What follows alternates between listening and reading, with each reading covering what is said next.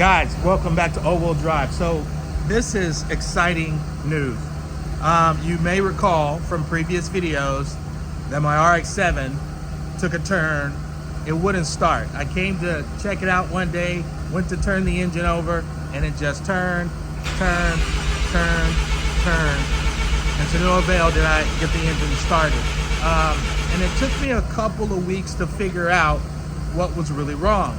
And at one point I got to the source of it, and it turned out that my fuel pump had just died. I mean, the fuel pump was pretty old. I'm pretty sure it was the first fuel pump the car had from new. And it's a testament to the car's build quality overall, because this car is over 30 years old. Kudos to you, Mazda. You built a great car back in the day. Nevertheless, when these things happen, it sucks for the owner. And I've talked a lot about which cars I would keep over the Porsche, the BMW, and the RX-7. And the conclusion had basically netted out to be that the RX-7 would end up going first. Now, my original argument was the RX-7 might be the one to keep because it's such a low maintenance car. That was debunked because I came and tried to start it and nothing. I actually bought, once I figured out that it was the fuel pump, I actually bought a fuel pump off eBay. I tested it prior to putting it in, and then I came back and the car attempted to start. And I spent several days trying to figure out why it wouldn't stay started. And it made me think other things are wrong with this car now. And this brings me to a very valid point. Sometimes there are options out there when it comes to parts for our cars that seem like they're up to snuff. It seems like they will meet the minimum requirement for what's necessary to keep the car running. And in this case, and it's the second time it's happened to me, I thought a fuel pump couldn't be that complex. Well, it turns out that it can be. There's a lot of shit out there that you can buy that looks like, sounds like, is priced like it's the real thing. And it's really not. The first scenario that I experienced this with was with the RC51. And it had to do with my rectifier, because those things kept burning out on me. I had two of them burn out until I bought the more expensive one that ended up being the one I needed. Same thing here. This is the first time I have tried to start this car with the new fuel pump that I just purchased. I did not have to turn the car over more than one time before this happened.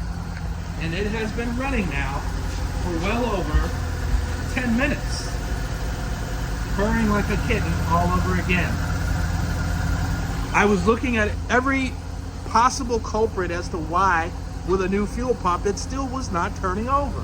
I thought maybe it was my fuel pressure regulator. Well, mine is a rail. You can't just take the regulator off itself. I didn't want to have to deal with that. I didn't want to deal with fuel, period. At any rate, all these diagnoses that I went through over the course of a week, 2 weekends, left me puzzled, and I was just completely baffled by this problem. So I went back to my original thought. What if my fuel pump that I bought brand new off of eBay, called Quantum, I'm saying the name of this because I want you, if you're out there and you have an old car and you're trying to figure out why your fuel system is failing, obviously you start with electronics, right? You start with ignition.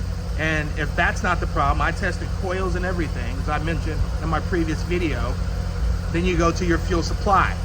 If you have found that your fuel pump is failing, go to somewhere like a Rock Auto, a Napa, or one of these tried and true auto parts places to find the most closely matched OEM level product you can to replace the one you're getting rid of.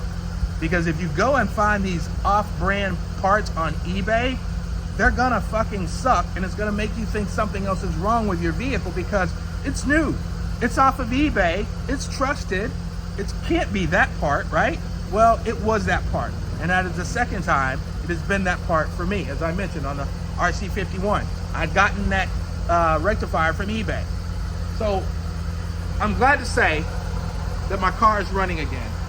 And I had come to start it a month ago because I was gonna take it out, drive it, clean it, smog it, get it on the road. And I had to put that on hold because it wouldn't do anything. Now it's back to its normal operating status. And I am thrilled. This has got to be the best thing happened to me in the last 2 months. But this is a big damn deal. I'm completely, utterly thrilled right now. Can't tell. I don't do a lot of like expressions, but I'm glad that it's working. So, till next time, when we get it out, take it for a drive. All-wheel drive.